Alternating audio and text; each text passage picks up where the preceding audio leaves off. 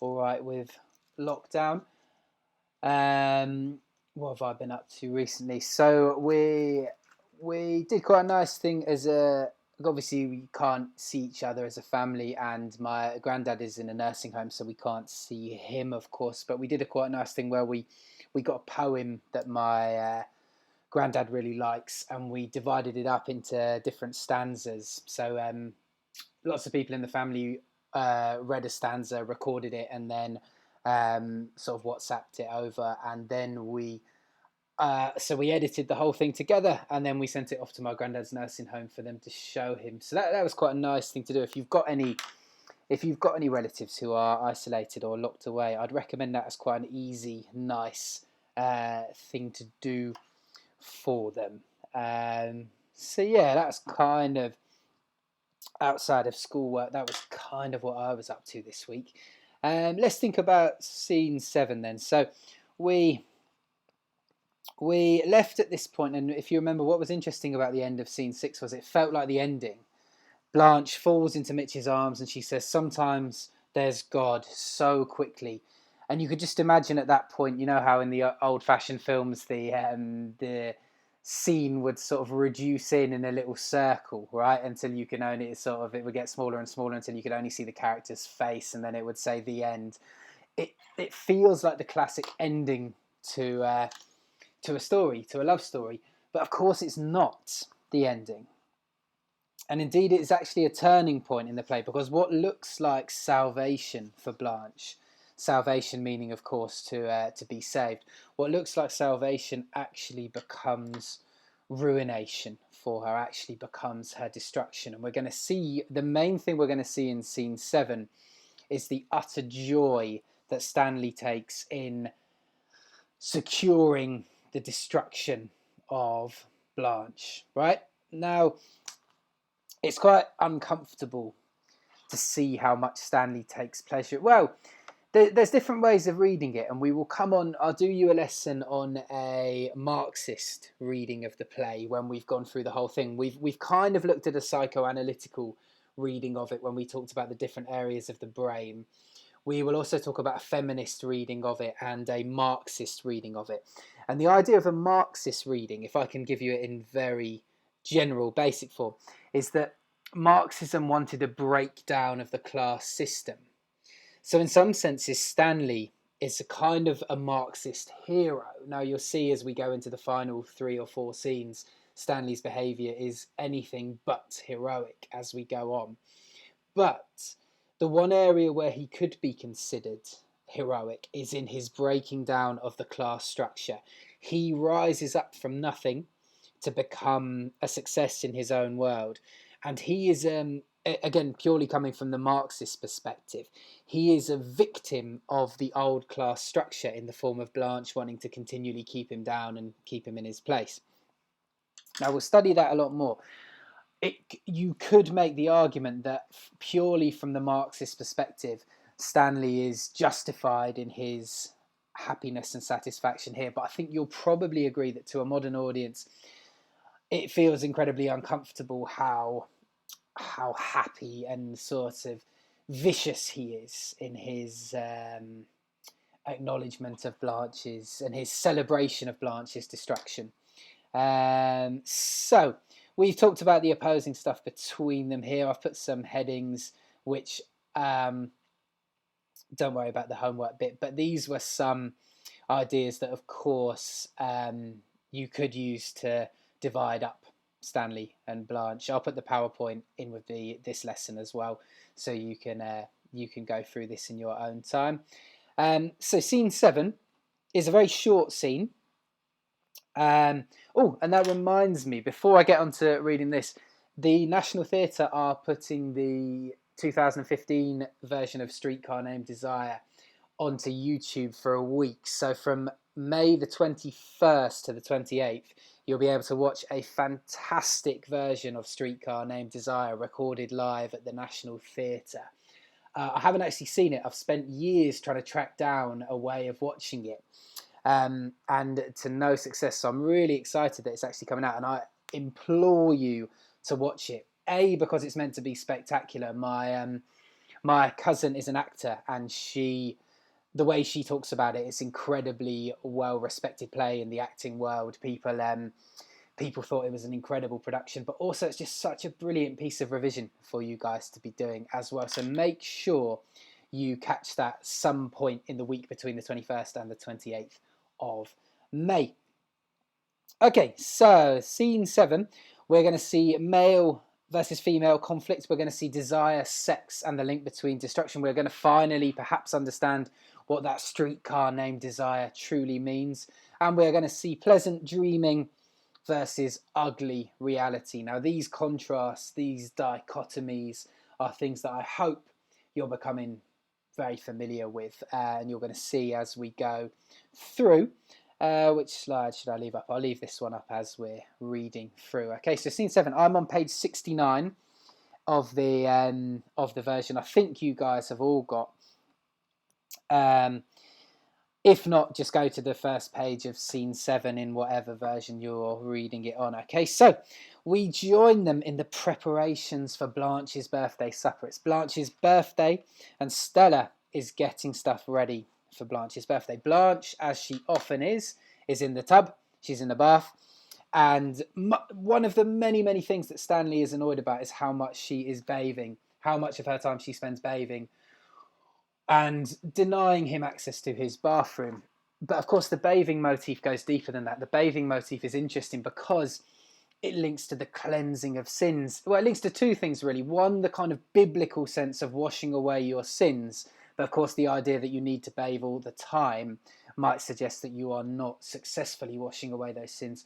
But also, and I wonder, perhaps a little bit more interestingly, I think it relates to this idea of not being at one with your environment. If you're constantly having to artificially change your temperature and clean yourself, it's just another way in which Blanche is not adapting and fitting into the environment of New Orleans. Okay, so Stanley, about halfway down the page, is annoyed about that. He says, temperature 100 on the nose, and she soaks herself in a hot tub.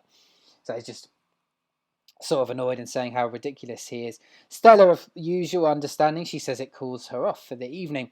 And Stanley says, and you run out and get her cokes, I suppose, and serve them to Her Majesty in the tub. So much bitterness in his tone, so much anger, and his metaphor of her being his kind of sardonic metaphor of her being a member of the royal family is, of course, a very clear indication of how he feels about her at this point of time. But then he commands his wife with an imperative. Sit down. I've got the dope on your big sister, Stella. So Stanley is finally, if we remember, there was that moment when Stanley heard Blanche saying everything she felt about him, that he's like a caveman, that he's stuck in the Stone Ages, etc., etc. Since then, Stanley, like a circling shark, has been waiting for his moment. And finally, he believes he's got what he needs. Okay, we're going to find out what that is. Stella again tries to defend her sister. At the top of page 70, she says, you know, Blanche and I grew up in very different circumstances than you did. But Stanley's response is quite interesting. He says, so I've been told and told and told and told. Now, the repetition of that word told is there to emphasize Stanley is essentially saying to his wife, I'm very well aware of how different your upbringing was. You're saying I should give her... You're saying I should be kind to her because of this different upbringing. Well, believe me, I know all about that different upbringing. Not a minute goes by when she doesn't remind me how different our upbringings were to one another. So that repetition is a real nice, simple depiction of his anger and what he feels he suffered at Blanche's hand. Then he shows his power about a quarter of the way down the page. He now knows things that he already suspected, but now I got proof of from the most reliable sources which I checked on. Remember, she believed that she had the power of social class, right? She believed that her power came from being a superior social class. How did he counteract that? With his society, with his community, right? You may be from this old world, but I know people. Again, a sign of the American dream working for Stanley. He's built a community of similar people to himself. And with that community, he is able to bring down the reputation of this person who relies on the old class system. And then interestingly, Stanley talks, I haven't gone through and counted, but I think in this scene, Stanley uses more metaphorical language than at other places in the play. And the reason I think that's interesting, you might disagree, but the reason I think that's interesting is it's almost like he's using her own weapons to take her down. I hope you know what I mean by that. Blanche has been the one who talks in metaphor throughout this play, right? Blanche, she loves hiding behind figurative language, metaphor, euphemism. And here we see Stanley, and the example I'm pointing you towards is about halfway down. He says, Blanche is no lily. Ha ha, some lily she is. And I suppose what's really interesting about that is that it's almost like he's enjoying taking her down so much and he sort of adds to his pleasure by using the kind of language that is more typical with her. And I think you could argue it shows the utter delight he's taking in what he's doing.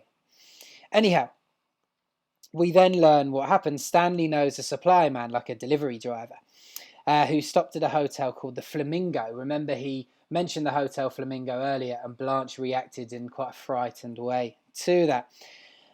And then we've got the scene is interspersed with, there are moments when Stanley and Stella are talking, and there are moments when we hear Blanche singing in the bathtub. And the lyrics of the song that Blanche sings in the bathtub are really interesting. Say, it's only a paper moon sailing over a cardboard sea, but it wouldn't be make-believe if you believed in me. Two things I think we can do with that. Number one, quite simply, there's a horrible contrast between the brutality of Stanley and the quite childlike innocence, I suppose, of Blanche singing in the bathtub. You know, I think it almost sort of infantilizes her. Because you perhaps, you associate that with like a baby or a toddler kind of singing in the bathtub. And I think that what Williams is doing is sort of painting a contrast between this brutal, aggressive behaviour that's going on outside the room and this almost quite weak and innocent figure who it's happening to. But then we might argue that innocence, we'll come on to that in a minute. But also the lyrics, it wouldn't be make-believe if you believe in me. The lyrics, like Blanche, are just sort of pleading to be believed. They're pleading for people to just believe her. Like if somehow everything would be okay if you would just buy into the fantasy, right? If you would just believe me, then everything would be all right. Of course, we saw in the last scene, what did Mitch really want? He wanted truth. He wanted honesty. So there's a heavy, heavy irony, I think, here. That she's singing these particular lyrics. Stanley at the top of page 71, he keeps calling her Dame Blanche. Again, that bitter, sarcastic, vicious tone, almost spitting these syllables out. Dame. Again, the lyrics, it wouldn't be make-believe if you believed in me. Stella tries to call her husband out. We know that Stella knows her husband very well. And she says it's pure invention. There's not a word of truth in it. And if I were a man and this creature had dared to invent such things in my presence. So she tries to appeal to Stanley's masculinity, of course, which is a very, very strong part of his character. She says, well, if I were a man, I would have actually stuck up and done the right thing here. But Stanley is beyond that point now. He's beyond the point of that kind of thing mattering because he knows that he's now got everything he needs. Right. He then, bottom of page 71, he then describes what actually happened. There's not I haven't highlighted anything from Stanley's long speech in terms of really interesting language, but it's interesting to understand what it was. So essentially he sort of insinuates that Blanche she's been making Mitch think that she's this this sort of chaste woman, no more than a kiss, etc., etc. But Stanley now says that actually it was quite the opposite when she was in Laurel, that she was sort of using sex to get by in the world. Now, it's never stated explicitly that she was prostituting herself, but it's heavily insinuated that she was using sex as a way of A, getting by, and B, sort of satisfying her desires.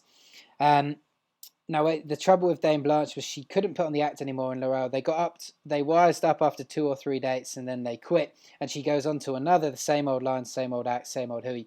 So essentially, trying to do what she'd done with Mitch, using her attractiveness to try and get men to take care of her, to the point when she developed this reputation, as Stanley describes her, as downright loco, nuts.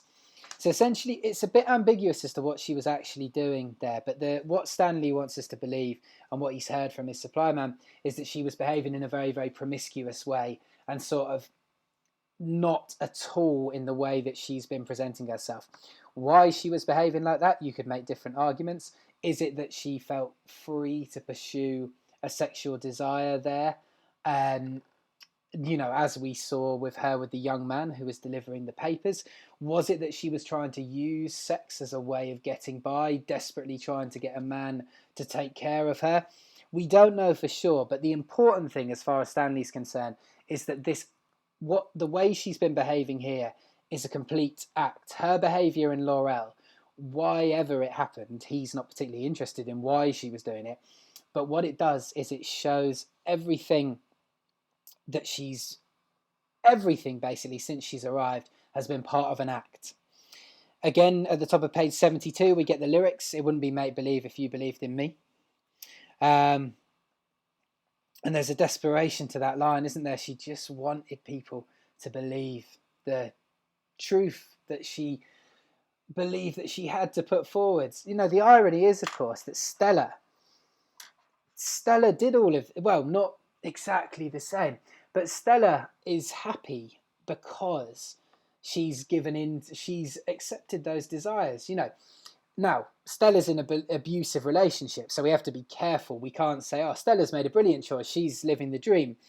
What Stella's done is that Stella has accepted that part of herself and everything that comes with it.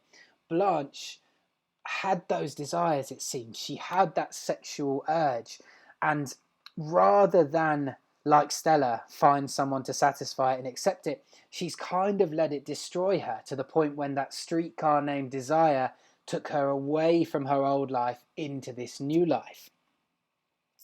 Then we come to the crux of it, which is that she got herself involved with a 17-year-old boy at the high school where she was teaching.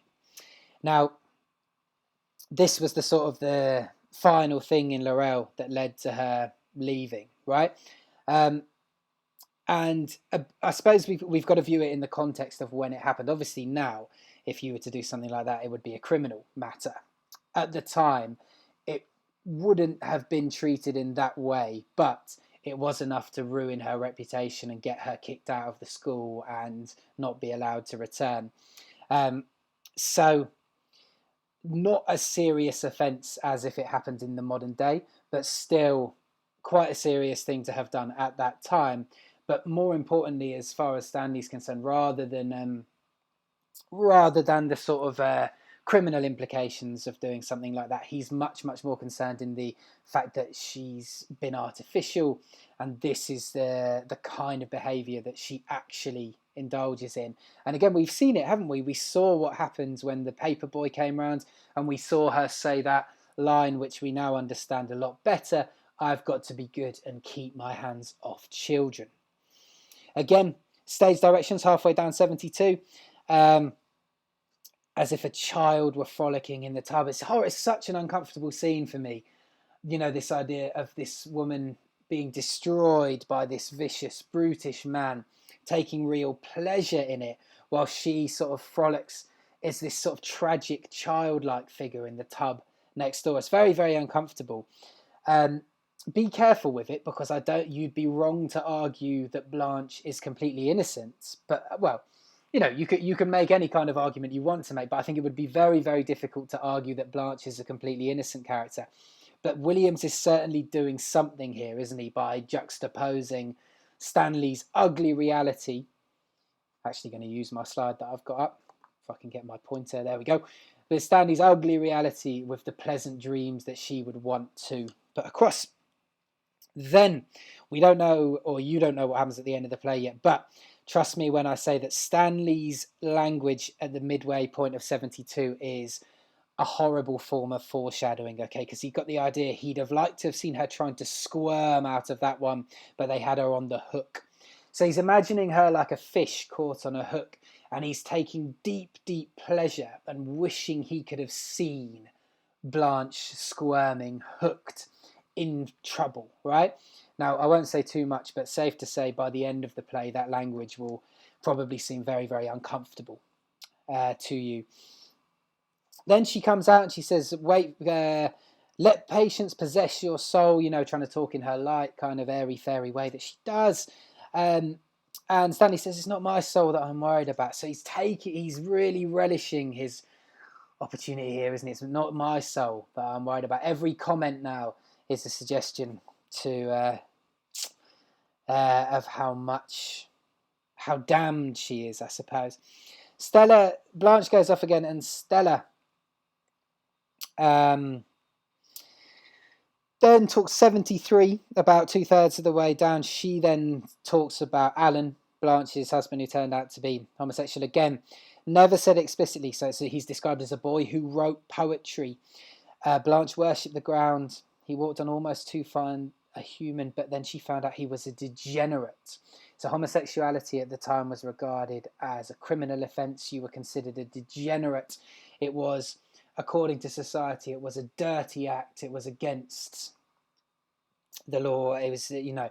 And Williams, this is where the autobiographical element of the play comes in, right? This is where the